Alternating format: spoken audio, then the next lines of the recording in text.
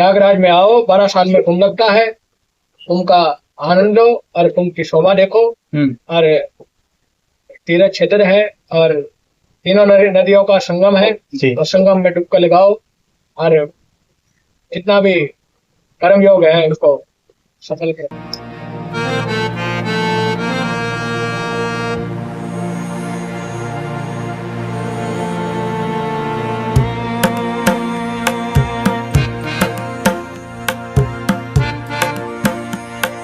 दोस्तों नमस्कार, प्रथम गूंज देख रहे हैं आप। मैं हूं आपका दोस्त त्रिदेव। जैसा कि आपको पता है, महाकुंभ चल रहा है और महाकुंभ में खूब ऐसे लोग चर्चा में हैं, जैसा कि आप फ्रेम में देख रहे हैं। बाबा लोग कहें, कुछ एक लेडीज भी हैं जो साध्वी हैं, बहुत ज्यादा पॉपुलर हैं। अगर आप नेट खोल के देखेंगे, फेसबुक हो, यूट्यूब हो, इंस्टाग्राम हो, तो सब जगह आजकल इस पोशाक वाले जो लोग हैं वो चर्चा में हैं, वायरल। आज हमारे साथ आकाश नाथ जी हैं, इनसे जानने की कोशिश करते हैं ये इस लाइफ में कब से आए, यानी कब से बाबा बने और क्या कुछ उद्देश्य है जिसके लिए इन्होंने ये भगवा धारण किया है। नमस्कार आकाश नाथ जी, कैसे हैं? नमस्कार, राम राम आकेश। अच्छा महाराज जी, सबसे पहले शुरुआत करते हैं, कहाँ से ये शुरुआत हुई? कब आपको लगा कि आप एक नॉर्मल इंसान ना होके एक फकीर हैं, एक साधु हैं आप? बस हमारे गांव में गोरक्षनाथ जी का दोना था और गांव में गोरखपुर में जी। वहां जाया करते बच्चे, तो वहाँ योगियों को और साधुओं को देखते थे। अच्छा। बस ऐसे मन में आता था हम भी कुछ योगी बने। तो बचपन में 7 साल की उम्र में मैंने योग जीत गया। अच्छा, परिवार की बात करें तो बहन भाई कितने हैं आप लोग? मतलब जन्म आपका कहाँ हुआ और शिक्षा दीक्षा क्या रही आप? नहीं, वैसे हमारा गांव तो गोरखपुर है, पर माता पिता और भाई और सिस्टर सब शहर में फतेहाबाद में रहते हैं। अच्छा, फतेहाबाद में शिफ्ट हो गए। आपका जन्म गोरखपुर में हुआ? नहीं, मेरा जन्म शहर में है और और गांव में जाते थे। बहन भाई कितने हैं? बहन भाई हम 3 हैं। तो 3 है, मतलब जब आपने ये आपका खुद का डिसीजन था या माँ बाप की इसमें सहमति थी? मतलब कहाँ ये आइडिया कहाँ से आया शुरू में ही आप? बस गांव में जाया करते ना, हम्म। और मठ में पापा के ढूंढने पे वहीं से बस आस्था मन में भाव। अच्छा, इसके लिए क्या होता है पारंपरिक तरीके से जब ये मतलब आप वेशभूषा धारण करते हैं तो उसके लिए फॉर्मेलिटीज क्या होती हैं? मतलब क्या कुछ करना पड़ता है? तो गुरु दीक्षा देते हैं शिष्य को। थोड़ा सा अपने गुरु के बारे में भी बताएं कि उन्होंने आपको दीक्षा दी। हमारे गुरु महंत योगी छोटूनाथ जी हैं। अच्छा। उनका डेरा तो शाम के पास गांव साल के अंदर है। वैसे हमारी जो मेन शाखा है, जो मेन मठ है हमारा, बाबा मस्तनाथ मठ, अनुष्ठी कॉलेज, रोहतक, स्थलपुर। हाँ जी, स्थलपुर। मैं श्री बाबा बालकनाथ जी, पलवल साक्षी। अच्छा, ये जो आपकी पगड़ी हम देख रहे हैं ना, ये गोल सर्कल वाली, इसका भी कोई खास लॉजिक है या मतलब ये अपनी मन मर्जी से ही बांध लेते हैं, या इसका भी कोई पंथ से, कोई नाथ संप्रदाय से कोई अलग सा नाता है इसका? अपना अपना वो होता है। तो नाथ संप्रदाय में जैसे दूल्हे को, जैसे दूल्हा भी गोल ही होता है और कुंडल भी कानों में पहन रखे हैं, कर्णवेद होता है ये कुंडल, तो ये भी गोल होते हैं। वो हमने सोचा ये पगड़ी भी गोल है। अच्छा, आप बता रहे हैं कि 7 साल की उम्र में, मतलब 7 साल की उम्र तो एक मतलब बिल्कुल यूं मिट्टी से खेलने वाली होती है, तो उस एज में आपके दिमाग में ये ख्याल आना कि मुझे तो ये गृहस्थी छोड़ के फकीर बनना है, ये सब मतलब हजम नहीं हो रही है बात? थोड़ा सा इसको थोड़ा डिटेल में बताएं। वो तो बस भगवान के हाथ में होता है, भाव कुछ अंदर का भाव होता है, भाव से सब। 7 साल का इंसान तो मतलब खुद डिसीजन लेने की घर वालों ने बहुत रोका, फिर 1-2 बारी घर वालों ने पकड़ के भी नहीं गए, पीटा भी सही, और उसके बाद बस थोड़ा सा बस वापिस भाग के मठ में चला जाता था। अच्छा, तो अब घर से आपका कट ऑफ है या फिर घर पे आना जाना? कोई लिंक ही नहीं है?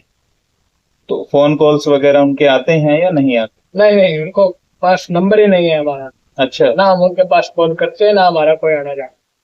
अच्छा, वैसे आप उनके सुख दुख की खबर लेते हैं किसी के भी जरिए या कैसे भी? जब छोड़ ही दिया तो क्या दुख और क्या और उन्होंने ये कोशिश सभी की आपको वापस दुनिया जो मेरी है बात सुनो। हम्म जितने भी संसार में है ना, ये सब हमारे ही माता पिता, हमारे ही भाई और बंधु, सब हमारे ही, सारा संसार ही हमारे बराबर है हमारे लिए।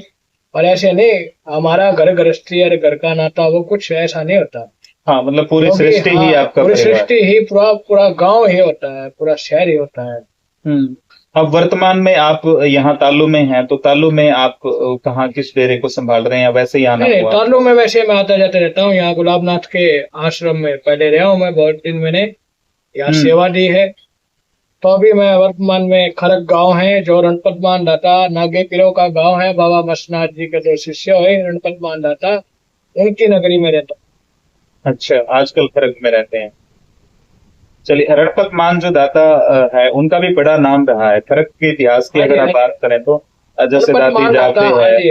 हाँ, थोड़ा सा ये दाता जो है, इनके बारे में भी थोड़ा सा रणपत बताएं, मान इनका दाता इतिहास क्या है?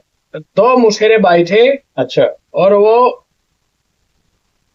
कम से कम 3-3 साल के शिष्य, जो 3-3 साल की उम्र में बाबा मस्तनाथ जी के ढूंढे पर चढ़ा दिए गए। अच्छा, तो ये रणपत मान जो है, ये दोनों भाइयों के नाम हैं या क्या? रणपत नहीं, मान हाँ, अकेले दोनों का एक नाम है, दोनों के। अच्छा, रणपत मान दाता नागे पीर। अच्छा, उनका आश्रम है खरक हाँ में, जी, वहां आप रहते हैं। मेरी राजेंद्र खरकिया वहीं के सिंगर हैं, उनसे बात हुई थी, तो उन्होंने अपने इंटरव्यू में भी उनका जिक्र किया था बकायदा। वो हाथ क्या जोड़ नाम के है, ऐसा। रणपत मान दाता नागे पीर, उन्होंने 88 साल और 9 महीने 13 दिन उन्होंने खड़ी ही तपस्या करी, वो कभी बैठे नहीं।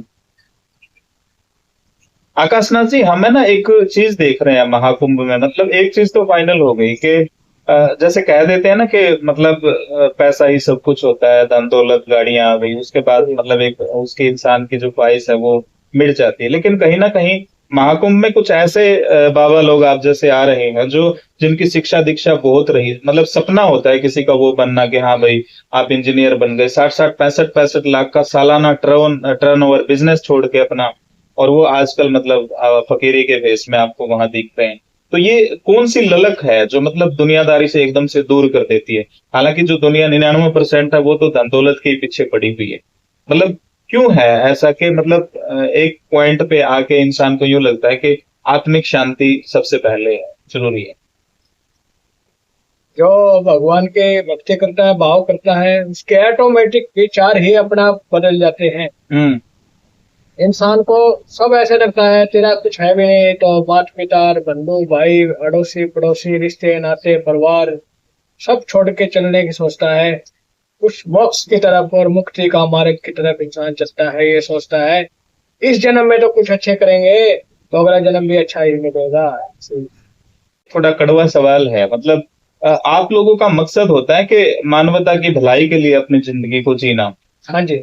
ठीक है, लेकिन मैं यूं देखता हूं, जैसे आजकल भी आप गाड़ियों पे कई जो यंग पीढ़ी के लोग हैं, वो अपनी गाड़ी पे फोटो लगा के रखते हैं, और फोटो एक फकीर अंदाज में होती है उनकी फोटो, और उसपे कोई चिलम सी जैसे सुट्टा मार रहा होता है, कोई बाबा रूप है। तो ऐसे लोगों के लिए क्या मैसेज देंगे? क्योंकि यहाँ तो युवा पीढ़ी और बर्बाद हो रही है, जबकि मानवता को बचाने के लिए आप लोगों की जिम्मेदारी नहीं, कुछ होती तो सिंगर है ना, ये हरियाणा में जो नए नए सिंगर आ चुके हैं, है। उन्होंने क्या करा है, तो सिंगरों ने भी ये कहा है, बोले बाबे और बदमाशा तय कदे दिल ना लाया करते। अच्छा। बाबा और बदमाश का क्या काम? हाँ, पहले तो ये बताओ, हाँ, सही बात। बाबा का और बदमाशों का क्या काम? योगी तो साधना करते हैं, तप करते हैं, जंगल बियाबान में रहते हैं, अपने भजन में रहते हैं, अपने मठ में रहते हैं। मतलब सीधे शब्दों में कहें तो ये नशे को बढ़ावा देना बाबाओं का और फकीरों का काम नहीं है। हाँ, नशे को बढ़ावा देना एक कुछ तो, और कुछ साधुओं को बदनाम करना। क्या बदनाम करना? कुछ ऐसे तत्व हो चुके हैं असामाजिक, वो ये सोचते हैं आजकल के साधुओं के पास क्या है, आज के ये कहते हैं धन ले रहे हैं साधु, धन माया है।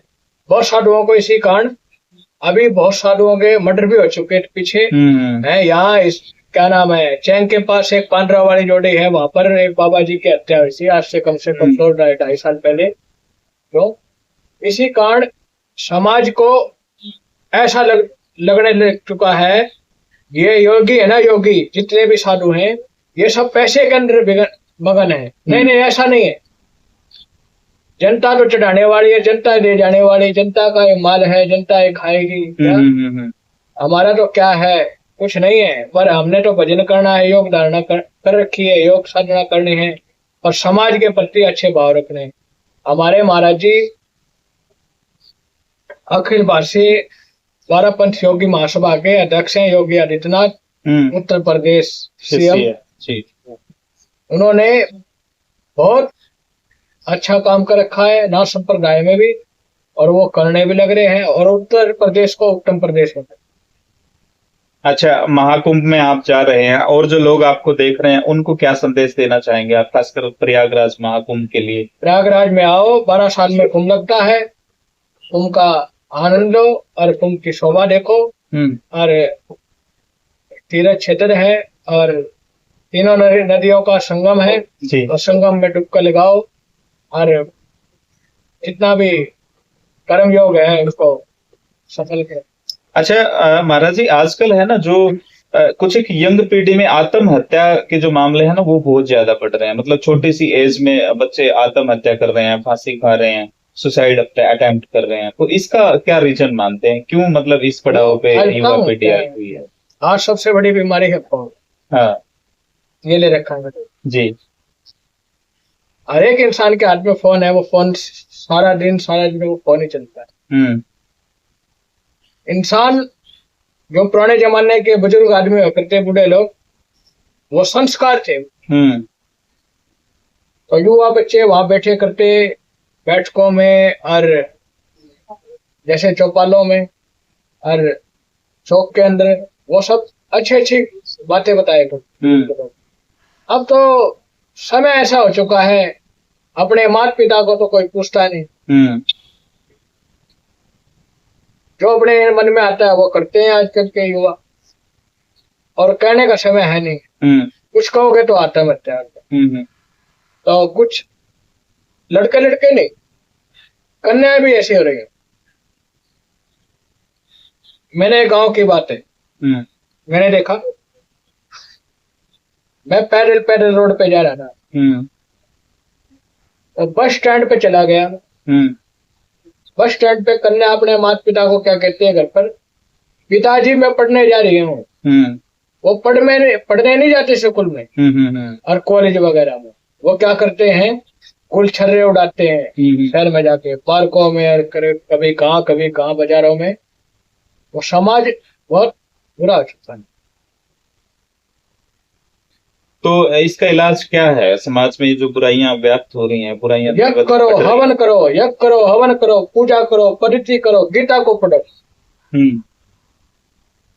मतलब कहीं ना कहीं ये माना जाए कि जो धार्मिक परंपराएं हैं, जो धार्मिक गतिविधियां हैं, उनसे इंसान दूर होता जा रहा है, इस वजह से बीमारियां कहीं ना कहीं ज्यादा बढ़ रही।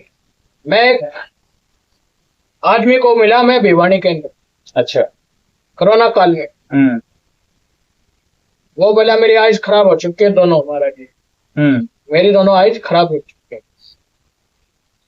बोला अब कोरोना का टाइम है, अब आंख बनेगी भी नहीं, और बनेगी तो वैसे भी डॉक्टर के पास जाएंगे तो कोरोना बता दी। महाराज जी क्या करना चाहिए?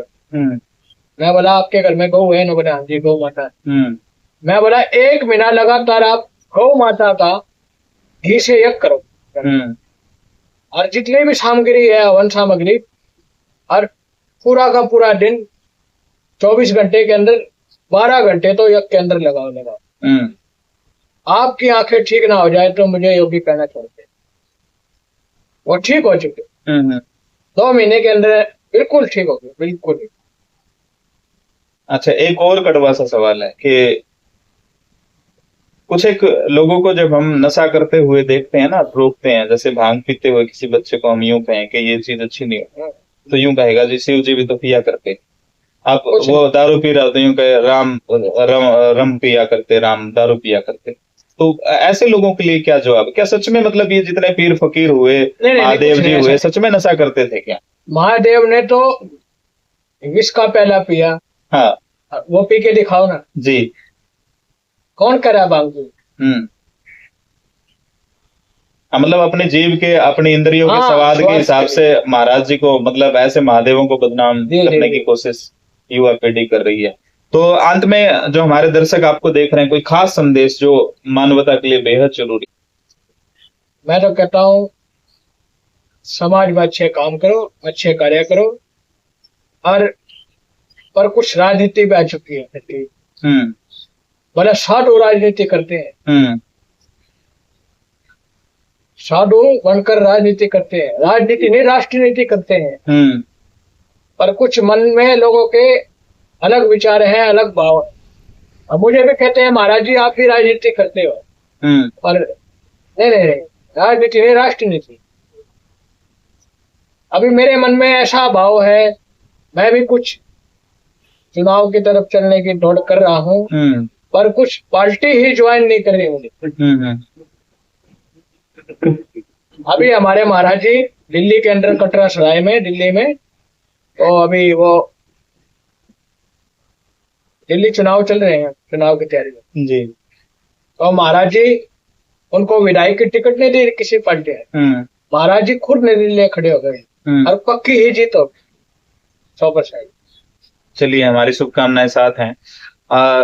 आकाशनाथ जी को आपने सुना, और छोटी सी जो उम्र है उसमें मेहनत, उसमें बाबा बनने का जो गौरव है वो इनको प्राप्त हुआ।